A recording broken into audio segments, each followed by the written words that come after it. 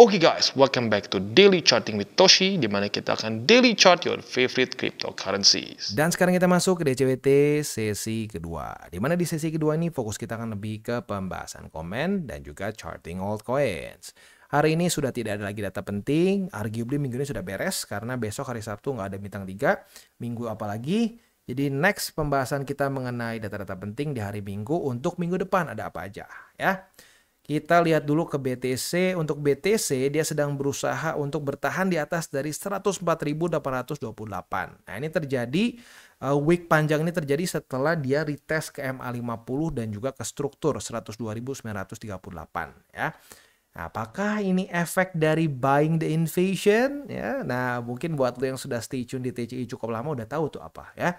Buat yang masih belum tahu apa itu buying the invasion, nah boleh stay tune ya. Nanti malam kita akan bahas lagi mengenai fenomena yang kita sebut sebagai buying the invasion ya. Nah itu ya apalagi buat lo yang masih newbie boleh pertimbangkan nonton begitu karena statistiknya kita bahas sampai ke zaman perang Vietnam di 1960-an ya. Oke. Nah mungkin satu lagi sekalian, reminder dari satu, biasanya gue suruh ingetin lagi ya. Jadi buat lo yang merasa terbantu dengan video-video TCI, boleh pertimbangkan untuk pause sebentar videonya and then like our video ya. Oke, langsung aja ke BTCD. Untuk BTCD kita bisa lihat di sini balance sheet ada peningkatan, tapi bang kok BTCD-nya meningkat? Biasanya kan kalau balance sheet-nya mulai naik, BTCD-nya turun. Ini kok enggak bang? Ya gini, dalam masa-masa penuh ketidakpastian, orang-orang akan mengurangi resiko kan. Ya, maka dari itu orang-orang akan cenderung lebih enggan untuk memegang alts. Makanya alts lebih terjun payung ya, BTC minus 0,91, ETH 4%, SUI 5%, XRP 2 dan seterusnya. Begitu. Jadi ya akibat dari itu walaupun nggak semua ya, kayak BNB ini lumayan kuat ya. Tapi in general seperti itu ya. Jadi efek karena ketidakpastian di market ya. Buat yang nggak tahu apa ya udah pasti harusnya sih udah tahu ya, Iran sama Israel ribut lagi ya. Nah ngomongin soal Iran Israel ada news barunya lagi nih ya. Jadi 3 most powerful man di Iran ini meninggal lebih tepatnya di sini sebenarnya dibunuh oleh Israel ya. Dengan cara apa ya, dengan cara penyerangan misil tadi ya, tadi subuh begitu. Jadi 3 orang ini ya sudah meninggal begitu. Jadi 3 ini adalah the highest ranking military officer di militer Iran begitu. Jadi ya ya tentunya pasti akan ngefek ya ke Iran ya, karena ini kasarnya 3 jenderal dalam tanda kutip ya, 3 jenderal paling kuat dan paling berkuasa di Iran begitu ya. Ya at the end of the day ya gue berharap sih ini akan cepat beres begitu, tapi di waktu bersamaan juga ya konflik-konflik yang cukup besar seperti ini dan konflik-konflik yang cukup banyak diliput oleh media seringkali bisa ya buat efek itu buying the invasion. Nah sekali lagi buat lo yang belum tahu stay tune, nanti malam kita akan bahas dengan detail ya. Sip, langsung aja kita masuk ke komen. Yang pertama, thank you, ada super thanks dari Randy Yaputra ya. Jadi super thanks ini sangat membantu TCI karena TCI tidak ada namanya grup berbayar, tidak ada namanya grup VIP, jadi semuanya for free ya. Jadi super thanks, lalu lu yang menggunakan link referral kita di bawah itu sangat membantu perkembangan TCI. Jadi sekali lagi thank you untuk Bro Randy ya. Terima kasih untuk Bang Toshi dan seluruh keluarga TCI. Semenjak nonton channel ini Porto mulai menghijau bang, nggak merah kayak rapor pas SD lagi. Semoga selalu konsisten, sehat. God bless you, salam tabur tuai. Mantap, salam tabur tuai, God bless you too. Ya jadi lagi-lagi ya. Ya, bukan dengan cara yang magis kok. Di TCI itu caranya nggak aneh-aneh. Cuma bikin porto lo tuh lebih berat di BTC. Gitu ya. Cuma mikirin lu resiko instead of profit. Ya, jadi hal-hal sebenarnya yang fundamental yang harusnya orang-orang tahu. Tapi kebanyakan enggak. Ya, karena di kripto seringkali orang tidak diajarkan untuk berpikir resiko dulu. Begitu. Jadi ya mantap ya. Sudah ada lagi satu orang yang membuktikan. Dari merah mulu pelan-pelan bisa berubah jadi hijau. Tapi tetap butuh proses ya. Enggak kesannya saya subscribe di TCI 1 bulan langsung dari minus 90 jadi plus 200. Nggak ada. Ya itu bullshit. Nggak ada juga seperti itu. Butuh proses ya. Nice. Sorry ya kalau suara gue lagi mulai sedikit lagi ngecilin mungkin ya, atau sedikit berbeda karena kering lagi nih leher gue. Udara lagi luar biasa menyebalkan ya belakangan ini. Dan salah, gue kebanyakan ngemil yang sedikit pedas. Oke, dari BTC is King. Jadi ingat statistik buying. Wah, mantap nih. Berarti sudah cukup lama di TCI. Jadi tahu nih ya. Ya, buat lo yang belum tahu buying the invasion, sekali lagi, tenang. Nanti malam kita ingetin lagi. Ya, kita ingetin lagi apa yang terjadi saat ada konflik-konflik besar. Ya, benar ya, statistik buying the invasion yang dibahas Kotoshi tahun lalu. Mantap ya. Berarti didengerin dengan baik nih. Gue suka. Next dari Aprilia, itulah ya. Soalnya kalau nyatu gini suka pusing bacanya gue ya. Izin nyimak kok, gue belum ngerti apa-apa. Gue lagi membiasakan kuping dan otak gue dengan kata-kata yang berkaitan dengan kripto ini. Untuk sekarang gue pengen nanya kok, gue masukin 80% isi dompet gue. Ntar ini 80% isi dompet tuh uang dingin atau gimana nih? Soalnya kalau duit panas jangan ya. Duit buat bayar kontrakan, duit buat bayar cicilan rumah, jangan masuk ke sini ya. Ini benar-benar duit dingin. Jadi 80% masuk dompet, pas 1 minggu lalu di BTC semua. Niat nyimpen buat November atau untuk 2023. 2030 ya. Apakah salah atau terlalu cepat gua masukin kok? Gua nggak terlalu peduli sama drop sekarang, apalagi berharap untuk November atau paling lama 2030 salah. Lebih baik cut loss dulu aja. Thank you sebelumnya kok. Nah gini, sebenarnya kalau lu targetnya di 2030 ya that's good. Jadi nggak masalah selama di BTC ya. Kalau di yang lain-lain gua nggak terlalu berani ngomong apapun begitu, karena alts itu very unpredictable begitu. Kayak ETH aja, ETH bagus, ada gunanya. Tapi ya kalau nggak dapat liquidity yang cukup, ya lo bisa lihat sendiri kan, ke-outperform oleh BTC dengan signifikan dengan resiko yang lebih besar di ETH gitu kan.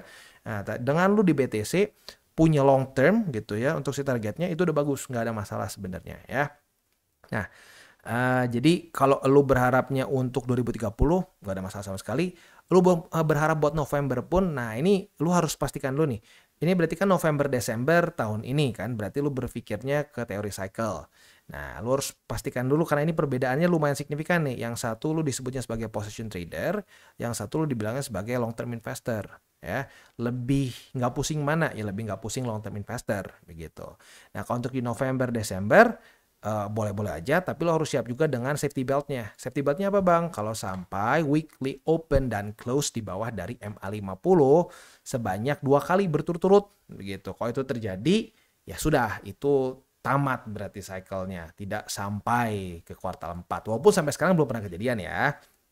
Contoh jebol tuh gimana di sini nih. Ini setelah udah top di kuartal 4 dia turun, setelah jebol open close 1, open close 2. Nah, udah nih, udah kayak begini, statistiknya 100% masuk ke bear market. Itu terus terjadi dan ya sampai sekarang terjadinya setelah kuartal 4 di post halving year begitu. Tapi ya kalau sampai amit-amit ini kejadian sebelum kuartal 4, nah itu pertanda bahwa oke, berarti cycle kali ini berbeda daripada sebelum-sebelumnya. Begitu, ya. Ya targetnya make sense ya. November Desember ya kuartal 4 tahun ini atau 2030 bisa-bisa aja. Ya jadi nggak ada masalah sama sekali. Cuman ya ini tinggal pertanyaan gua, apakah 80% isi dompet ini uang panas atau uang dingin? Kalau uang panas salah walaupun BTC juga gitu ya. Kalau dingin nggak ada masalah sama sekali ya. Next dari SKGMTAR ya. Ketika winter, apakah Bang Toshi tetap upload video? Ini masih satu cycle bagiku. Yes, ya kita tetap akan upload, tapi gue nggak mau janji akan ya gue nggak berani janji seintens si cycle ini karena gue udah commit dari cycle dari awal ya, dari 2022. Gue bilang kali ini kita akan bareng-bareng satu cycle dari awal sampai akhir. Kita akan lebih banyak konten, lebih banyak mengingatkan orang-orang.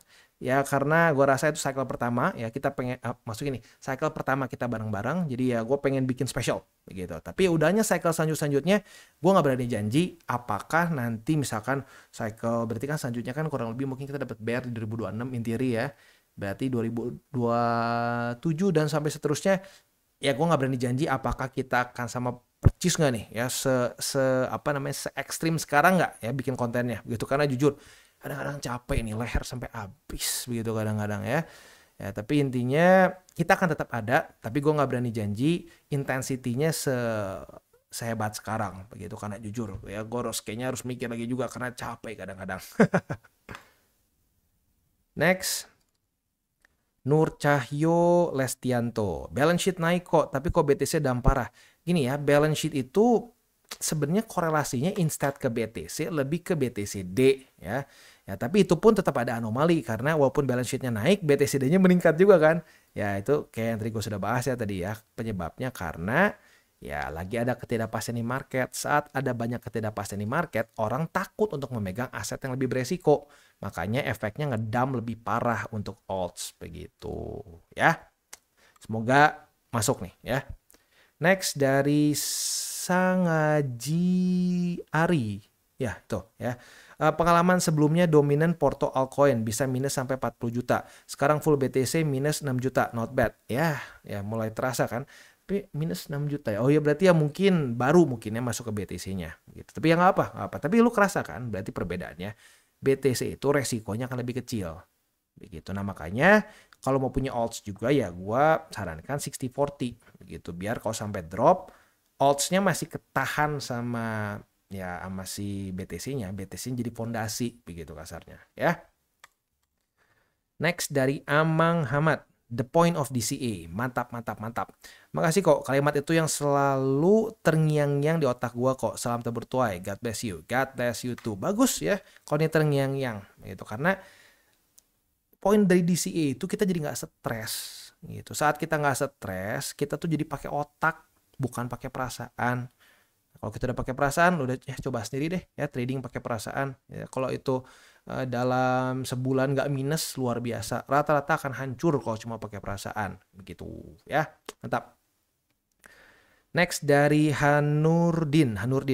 Makasih Bang infonya, enak penjelasannya. Thank you ya, semoga bermanfaat dan waktunya ini ya. Tinggal lu konsisten atau enggak nih ya. Kita udah kasih infonya terus, semoga lu bisa konsisten dan ujung-ujungnya bisa profit bersama sama keluarga TCI gitu ya. Next dari Sunan X, salam tebur tua ya Matoshi, sehat dan sukses selalu. Terima kasih banyak atas ilmunya. Ingat terus sama analogi pilih ikan atau alat pancing yang dulu Matoshi pernah bilang. Dan sekarang benar-benar terasa ilmunya dan apa-apa yang disampaikan di setiap video. Mau tanya Mak, bagaimana pendapat Matoshi dengan penggunaan liquidation map untuk menentukan arah pergerakan BTC? Bisa jadi dipakai seterusnya atau sesekali saja? Atau apakah itu salah satu indikator untuk para market maker menggerakkan market? Akhir-akhir ini saya sering memperhatikan cukup akurat ketika ada economic calendar penting. Seperti kemarin, contohnya hari Kamis ada initial jobless claim dan PPI. Likuidasi di exchange besar banyak di sekitar area A ini, ya, yang tadi kita bahas dari pagi ya, 106 ribuan. Ya sekitar 106 ribuan lah ya. Di ETF weekly dan tidak lama setelah data keluar ternyata BTC nyolek juga di harga segitu. Saya pribadi melihat liquidation map sebagai suplemen tambahan aja setelah TA dan fundamental. Yes, exactly this. Kalau menurut gua sebagai suplemen aja, begitu ya. Mohon pencerahannya mah. Terima kasih. Jangan lupa like kawan. Mantap ya. Bener. Gua setuju. Berguna.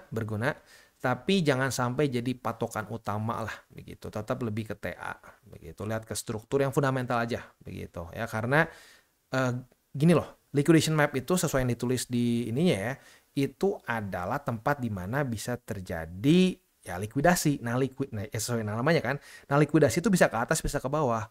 Begitu. Berarti ya dia ngefek jadi rada kayak ya support on steroids begitu kan. Kalau dia nahan di atas dari situ ya bisa naik lagi ke atas, tapi kalau jebol bisa boom ke bawah gitu kayak dikasih nos gitu kan. Ya jadi lagi-lagi jangan sampai jadi berpikirnya tuh kadang-kadang gini orang tuh suka wah liquidation map ini nih yang kita pakai doang, jangan pakai yang lain gitu ya. Nggak usah pakai TA, nggak usah pakai fundamental, ini aja lihat.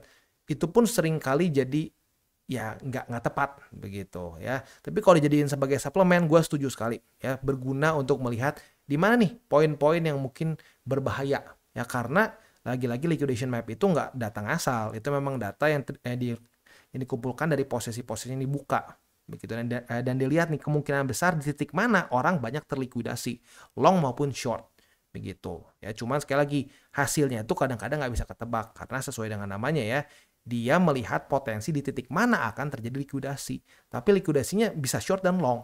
Nah, itu yang kadang-kadang orang, wah kalau di sini pasti bakal ngepam nih, taunya nggak jebret, kedam gitu. Nah, jadi ya hati-hati aja cara pemakaiannya begitu ya. Sebagai suplemen ini menurut gua adalah cara pandang yang paling tepat buat ngelihat liquidation map begitu ya. Mantap. Next dari Sudahlah. Oke, namanya lucu juga ya. Kalau Ukraina sama Rusia udah nggak hype kok karena berita lama, jadi sudah nggak ngaruh sama market karena udah lupa saking lamanya. Nah, kalau Israel versus Iran ini hype-nya baru, jadi ngefek sama market. Mungkin ada benernya juga, tapi kalau kita perhatiin dulu Israel juga pernah berapa kali konflik sama Iran sebelum-sebelumnya kan. Nah, tapi ya sekarang mulai kayak hype lagi, ya mungkin ada benernya sih ya, urusan hype ya. Udah bosen dengan Ukraina, sekarang ada yang baru lagi, dan mungkin diperparah ya menurut gue ya, sesuai dengan video ini juga ya. Ya sesuai dengan yang kita bahas di video ini juga ya. Nah, kita bahas di sini bahwa ada economic calendar kemarin kan. Nah, kemarin itu awalnya bagus, sesuai ya, naik dulu set ya, udah naik dulu. Ya mungkin banyak trader futures yang terlalu overconfident dengan posisi dia, terutama long ya. Wah, overconfident nih, udah hajar aja dulunya rata kanan ya. Nah, itu dilihat oleh para bandar. Gitu, dilihat oleh para bandar, dia hajar, keteken ya. Karena kalau perhatiin di sini sempat keteken dulu ya. Kita lihat di 1 hourly nih. Kan naik dulu nih ya di setengah 8-an ya. Bahkan sebelumnya udah mulai naik dulu nih. Nih, udah mulai naik dulu. Nah, setengah 8-an menguat lagi set. Nah, udahnya di sini mulai bingung nih. Waduh, kok nggak lanjut, kurang kuat. Nah, mungkin para bandar ngeliat, wah ini pelemahan nih, ini kurang kuat nih para bulls ya. Dia hajar, dia coba untuk nge-squeeze para pembuka posisi long. Nah, udah mereka mulai turun, dikasih bensinnya ya si ini nih, si Iran begitu, Iran Israel. Ada kemungkinan seperti itu juga begitu. Tapi at the end of the day, kita nggak bisa tahu persisnya kenapa yang ini lebih ngefek dibandingkan yang lain begitu ya. Ya itu mungkin salah satu cara market untuk mengingatkan ke kita, ingat tugas tuh bereaksi aja gitu, jangan sampai nanti nebak oh nanti selanjutnya Iran sama Israel bakal ngedam lagi, mungkin aja enggak begitu ya. Sip, beres. Oke, selanjutnya kita tinggal masuk ke buy limit. Tetapi sebelum kita masuk ke buy limit, seperti biasa gue akan disclaimer dulu bahwa semua konten dari TCI bukanlah financial advice. Ini semua bentuknya adalah edukasi ya. Lalu bagaimana cara untuk mendukung TCI? Lo bisa like our video, that's very easy. Pause sebentar, kurang dari 5 detik, like, beres ya. Lalu juga bisa share our video atau bisa menggunakan link referral kita di bawah. Dan sponsor kita pada hari ini adalah Wallbee. Wallbee ini adalah suatu platform yang fokusnya lebih ke futures, walaupun ada juga spot dan lebih di memes ya. Ya boleh saja, tapi hati-hati jangan terlalu banyak untuk memes. Maksimum 10% dari portofolio lu secara keseluruhan ya. Dan ya sisanya ya futures di sini lu bisa secara manual ya, di sini lu bisa buka dengan SOP lu sendiri atau ya lu juga bisa menggunakan AI. Nah, selain dari itu juga lu sebenarnya bisa sih ya set TPSL juga menggunakan AI yang disediakan di sini ya. Nah, buat yang pengen pakai AI agents, ini sistemnya itu udah lengkap dengan semua TPSL-nya begitu, dengan berbagai macam resiko yang ya yang bisa disesuaikan sama risk profile lo. Kayak di sini yang paling low risk, si Mami ya. Lalu yang kedua ada Carlos, ini yang medium risk. Ada juga yang high risk begitu. Nah, jadi bisa disesuaikan sama risk profile lo masing-masing. Keuntungannya apa? Sudah ada TPSL. Jadi ya cenderung terukur lah resikonya ya. Nah, tapi di waktu bersamaan kita tidak tahu SOP-nya spesifiknya seperti apa untuk si AI-nya itu sendiri begitu. Jadi kalau lu buat lu yang sudah punya SOP feature sendiri ya mungkin ya langsung aja trade secara manual begitu ya. Dan ya mungkin yang bisa lo pakai AI-nya tuh kedepannya adalah nih si set untuk TPSL, atau kedepannya juga mereka ada berbagai macam perkembangan lagi seperti nanti kedepannya ada Lighthouse begitu, dimana itu AI akan menjadi ya kasarnya kayak asisten kita lah begitu ya, dia memberikan tahu news terbaru, memberikan suggestion untuk TPSL dan seterusnya begitu ya. Nah, yang unik dari sini adalah mereka itu ada rebate voucher ya. Nah, rebate voucher ini biasanya hanya 100 USD saja ya. Tetapi dengan menggunakan link referral kita di bawah akan ada upgrade ya. Upgrade-nya jadi berapa? Coba kita lihat di sini. Dari 100 USDT menjadi 250. Jadi bagi lo yang tertarik untuk mencoba Wallbee, boleh pertimbangkan untuk menggunakan link referral kita di bawah dan trade di Wallbee. Dan kita buka dengan BNB. Untuk BNB belum ada setup futures karena langsung jebol ya. So for now langsung aja ke spotnya. Untuk posisi spot ada di angka 650,084. Udah kena harusnya ya buat yang sudah pasang buy limit. EMA 200 dan 20 sekarang sudah terlalu dekat ya buat lo yang mungkin bingung ini bang mau dihitung jadi 2 support atau gimana. Ini karena terlalu dekat kita hitung 1 ya. Jadi boleh pilih EMA 200 atau EMA 50. Dan yang ketiga ada di angka 624,992. Nah, selanjutnya kita masuk ke XRP. Untuk XRP, posisi long yang dibuka tanggal 11 Juni kemarin sih sudah ya sudah kena target TP buat yang konservatif ya. Buat yang agresif dan masih mempertahankan posisi longnya buat ke EMA 200 sayangnya nggak kena ya. Jadi ya kena SL. Ya SL-nya sih logically di EMA 20 ya, tapi baik lagi setiap lu SOP-nya bisa beda-beda.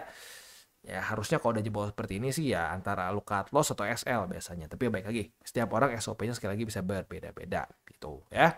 Nah, untuk posisi spotnya sudah kena 2 buy limit di angka 2,1552 dan di 2,0936 ya. Nah, satu lagi ada di bawah yaitu di angka 1,98333. Next ke SUI atau SUI ya. Untuk SUI kita bisa lihat di sini ya. Bagi elu yang buka posisi short di tanggal 11 Juni ya, mungkin sekarang senyum-senyum sedikit ya. Karena target TP EMA 20 kena ya. Ya sebenarnya kalau target TP di 3,247 sih sebenarnya enggak ya, karena kemarin jujurnya kejauhan, tapi ya we'll see lah, we'll see. Kalau lu taruh di EMA 20, lu buka di sini kan kenanya di tanggal 12 Juni profit 3,21. Kalau sampai di sini lu profit 6,5, tapi kita nggak terlalu waktu itu nggak bahas TP di sini sih ya, di EMA 20 aja ya. Tapi baik lagi mungkin aja ada lu yang agresif luar biasa ya, bisa aja ya. Nah, untuk selanjutnya SUI ya belum ada setup lagi ya. Kita tunggu sampai besok karena tanggal 12 Juni kemarin jebol. So, ya besok sih ada potensi bisa long dan short nih. Karena longnya kalau sampai terjadi retest kedua di sini kebuka ya. Kalau short juga ya ada potensi bisa kebuka juga kalau dia retest kedua di angka 3,24. Karena hari ini di retest resisten dan support di waktu bersamaan. Ya, lebih tepatnya di waktu bersamaan lah. Di hari yang sama. Gitu ya. Nah, posisi spotnya ada di angka 2,9406 dan di angka 2,4826. Sisanya masih kayaknya lumayan jauh. Jadi ya udahlah, dua itu aja dulu ya. Oke, itu kurang lebih untuk DCWT sesi kedua ini. Sebelum kita tutup, 3 golden rules. Jangan pakai uang panas, jangan over leverage, berpikirlah jangka panjang. Dan apa? Salam tabur tuai. Apa yang lo tabur akan lo tuai, jadi taburlah sebanyak mungkin hal baik. Oke guys, jadi itu adalah akhir dari segmen DCWT kita pada hari ini. Dan jangan lupa bagi kalian yang merasakan manfaat dari segmen ini, jangan lupa untuk share ke teman-teman kalian. Dan apabila lu pengen mensupport channel kita, ya TCI, jangan lupa untuk menggunakan link referral kita di bawah. Nggak wajib ya, tetapi apabila lu menggunakan link referral kita di bawah, ada macam-macam ya, dari Bybit, Huobi, Maxi, toko kripto, dan banyak lagi ya. Ya, walaupun nggak wajib, tapi kalau menggunakan link referral kita, lu secara langsung membantu perkembangan dari TCI. Dan satu lagi, jangan lupa juga untuk join Telegram group kita, di mana kita bisa ngobrol-ngobrol santai mengenai dunia cryptocurrency secara dua arah. So, jangan lupa untuk like, subscribe, click the bell icon, and see you on the next video.